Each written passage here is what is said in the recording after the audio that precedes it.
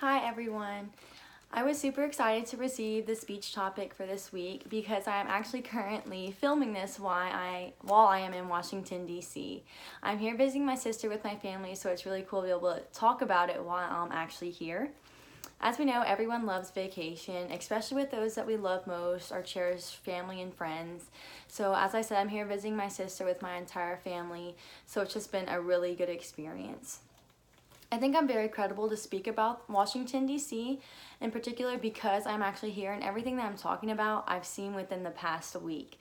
So it's really fresh in my mind and I'm very excited to talk about it. I would like to begin with the history and a lot that Washington, D.C. has to offer as far as American history goes.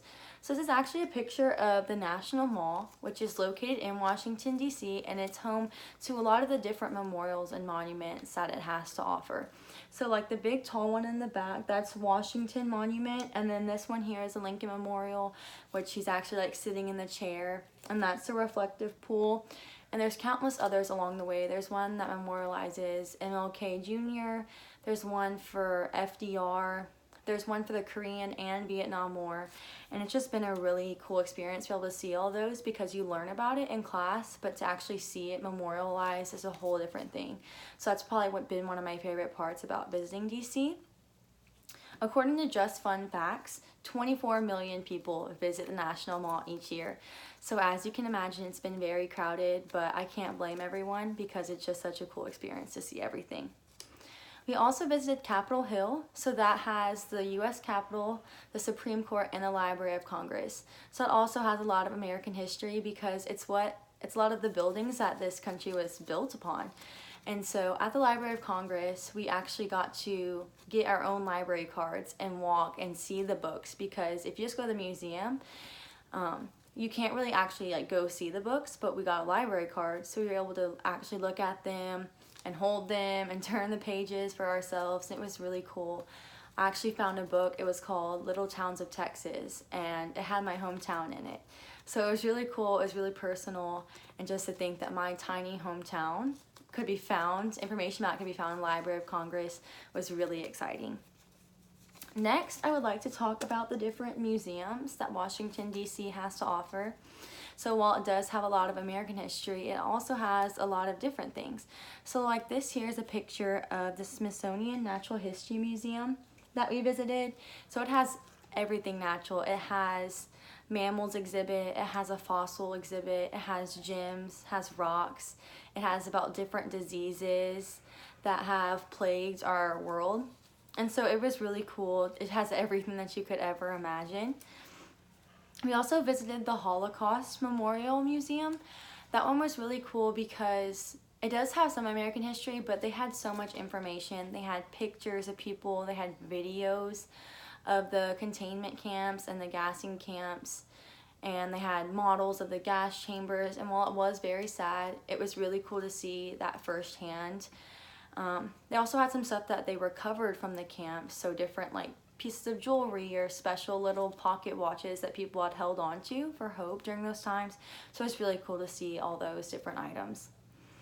We also went to the American History Museum. We actually went there today, so this is super fresh on my mind. They had a pair of ruby red slippers from Wizard of Oz that Dorothy actually wore, and they were actually used in the movie. And according to an exhibit, Bearing Center at the museum itself, several pairs were actually made during the movie, as is with a lot of different costume and props. So this was actually a mismatched pair, but it was really cool to see them in person. They also had the Batmobile. I don't know if anyone super likes comics, but it was really cool to see how just a lot of different things like that. Lastly, I would like to talk about just city life in general and how being in Washington, D.C., which has such a huge population, has differed strongly from my small community.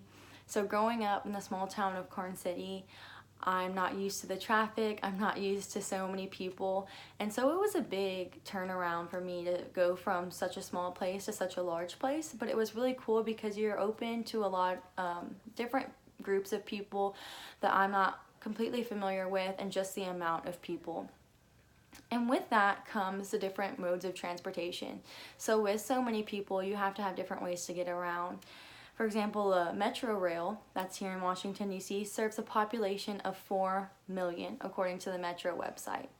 So we got to ride that. We also rode a streetcar, we rode a bus. So there's just a lot of ways that people get around. You also walk a lot, which, as in like my small town, people just typically drive their car and that's it.